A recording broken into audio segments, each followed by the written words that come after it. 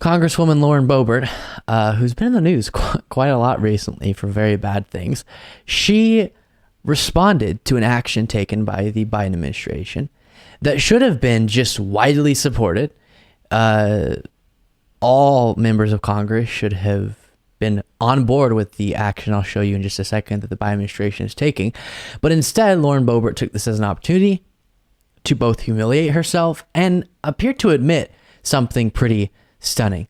But we'll get to that after taking a look at what she'll be responding to. The Biden administration, this is from NPR News, has released the country's first national strategy for combating anti-Semitism, a landmark plan aimed at addressing a growing problem. The strategy outlines over 100 steps that federal agencies have committed to completing within a year, and more than 100 specific calls to action aimed at Congress, civil society, state and local governments, academic institutions, businesses, and religious communities. The White House says it was informed by input from more than 1,000 stakeholders from all areas of society. Its 4 pillars focus on raising awareness, improving security, reversing normalization, and building solidarity. So both attempting to use the power of the Biden administration very directly with federal agencies to combat anti-Semitism and leveraging the rhetorical power and the power of influence of the Biden administration to call on Congress, civil society, state and local governments, as wrote there, and other institutions as well, to do the same. That should be widely supported, uncontroversial, but in this bonkers world we're in, fighting anti-Semitism is also somehow a plot by Biden to do something terrible in the eyes of many MAGA Republicans, including Lauren Boebert. And so before I show you her response, actually, let me give you more context. This is a clip that she's responding to of Biden talking about this effort. Building cross-community solidarity and collective action to fight hate. This strategy includes over 100 bold and unprecedented actions that government agencies are going to take to counter anti-Semitism. And that includes calls for action for Congress, state and local governments, companies, technology platforms, civil society, and faith leaders, all of them to act. Silence is complicity. All of us must stand united to affirm that an attack on any one group of us is an attack on all of us. In recent years, we've seen significant increases in anti-Semitic attacks and anti-Semitic incidents. And so in a reasonable world, you would just see only supportive messages from those in positions of power when the president of the United States decides to take an action like this. But as you're well aware of, and if you haven't been, watching the show should make you aware of this fact, we don't live in a reasonable world. And instead, U.S. Congresswoman Lauren Boebert says this: when they say stuff like this, they mean, this is on Twitter, they want to go after conservatives. When they say stuff like this, I am reading it again, they mean they want to go after conservatives. Why, Lauren? And then she writes, their tactics are straight out of the USSR's playbook. Why would going after and combating anti-Semitism mean going after conservatives? It seems she's saying her movement is filled with anti-Semitic views and anti-Semitic individuals. And she is correct that a very large part of those who support her, a large part of this movement, does have a lot of anti-Semitism in it.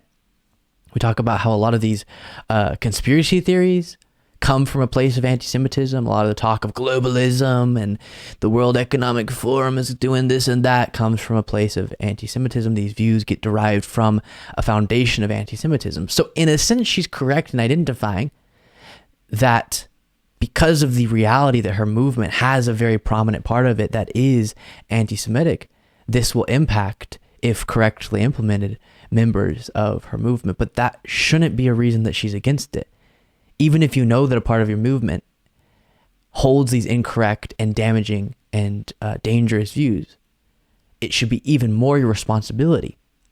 You should be even more proud and called to combat that because you're identifying it as a part of your movement. Now, of course, a response would be, no, of course not. It's that he's saying it's about anti-Semitism, but it's not. It's only about conservatives, separate completely. But it seems to be quite the admission there. And what it reminds me of is another recent story about a Republican making a kind of accidental admission like this, where Republican Senator Tommy Tuberville got asked, should there be white supremacists in the military, which we have reporting to look at. Actually, before I show you Tommy Tuberville's response, here is what is being responded to. This is from CNN.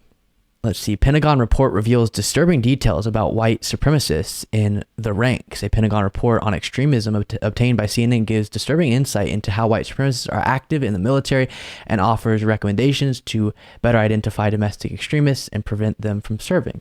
Again, everyone should be on board with that. Absolutely.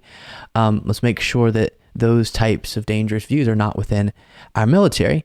But this was the response of a Republican senator, as noted by ABC News. Republican Senator Tommy Tuberville is facing backlash for remarks he made about white nationalists in the armed forces in an interview about his blocking of military nominees. He said that while Democrats may consider such people to be racist, quote, I call them Americans.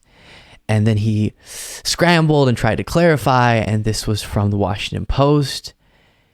It was explained to him white nationalists are, and white supremacists support Nazi views, because he was saying, well, you got to define white nationalists. And then he responds to that by saying, quote, you think a white nationalist is a Nazi? I don't look at it like that. I look at a white nationalist as a Trump Republican. Let me read that again. I look at a white nationalist as a Trump Republican. And then scrambling again and clarifying, that's what we're called all the time, a MAGA person. And then he goes on to try to make the point that, no. It's not that I think, why would he say that though? It's not that I think white nationalists are Trump Republicans. It's that I know that we're called that. So when I hear white nationalists, I think Trump Republican, I guess. Whoops. And that's exactly what the Lauren Boebert moment there reminds me of.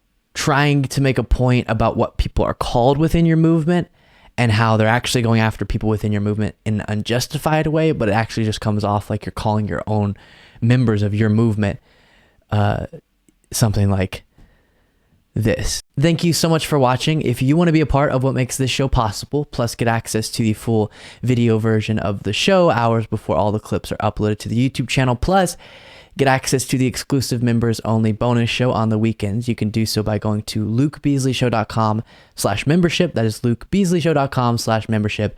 And there's a link in the description.